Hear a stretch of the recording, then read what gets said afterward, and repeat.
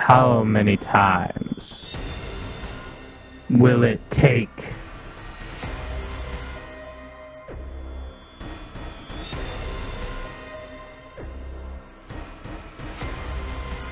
Before you learn.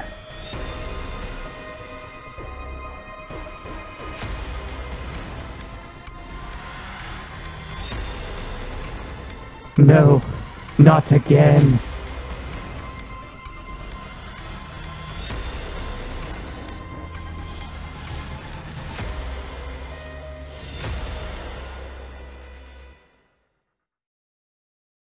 The question is, should you build that turret? This one's a pretty obvious answer of yes. Are you guys tired of losing your games to silly mistakes like this?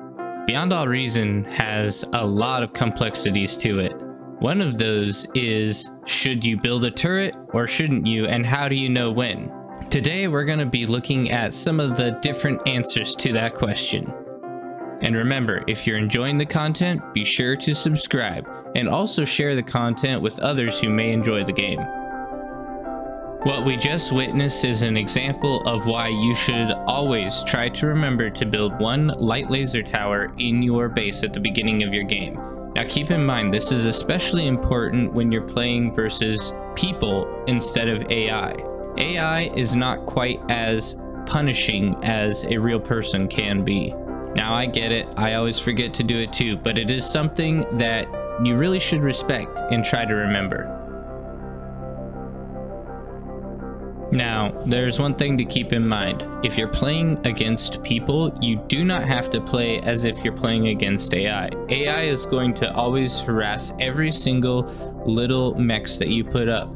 But with humans, you have a little bit more of a front line you can establish. So, in this situation, should you build that turret?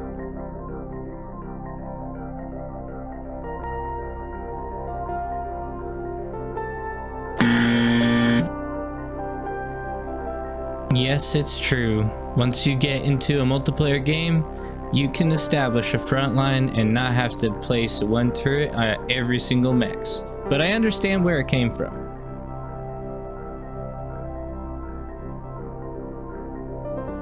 Something you must be aware of with turrets is the fact that they are very stationary. Yes, I know it sounds very simple and ridiculous to even bring up, but it is a very important point. The game is a strategy game, and if you have stationary units, they have very limited strategy that you can apply to them. For this reason, I honestly recommend building a little bit less than what you might originally think you need.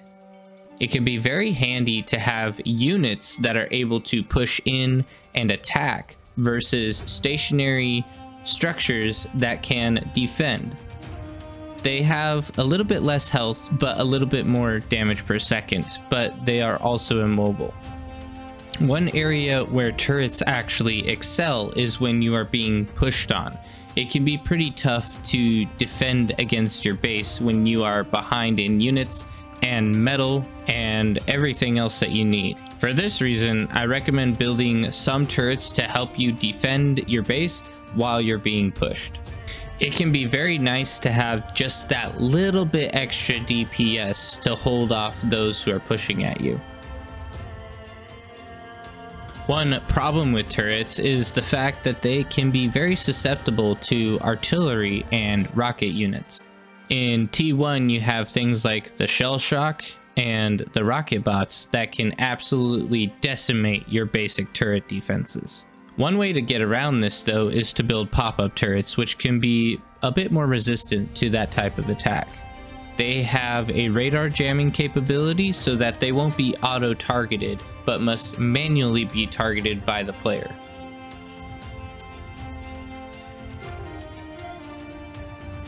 A player can absolutely set up a very strong defense with turrets, and if you get some repair turrets behind them, you can absolutely hold off massive amounts of units.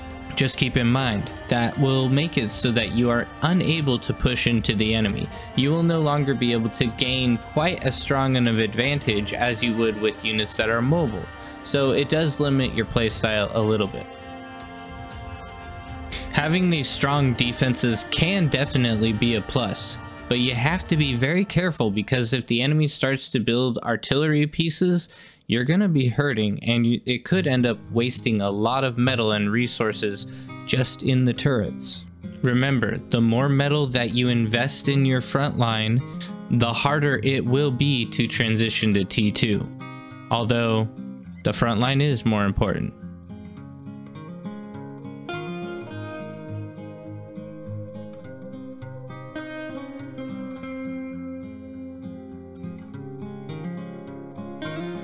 In this case, let's double check and see how many turrets Purple has. And it would appear he loves them. Nothing wrong with liking turrets and using them, but if you have all these turrets up front and all these turrets down behind you, you might as well suck up the ones that are in the back and then turn them into units. That way you can push them up to the front. This was unfortunately a waste of metal. Now, one important thing is we don't want to blame new players for this problem because it really does come from fighting against AI. And that's where you really should start if you want to play the game, is get used to fighting against AI and learn how to beat them. I do think certain turrets are better and stronger than others. Such as the pop-up turrets, they're very effective. They have an element of surprise and they're pretty tough to take out. Whereas things like the Twin Guard, not quite as good. They have a lot less damage, but they have a little bit more health to back them up. And the range can be very nice.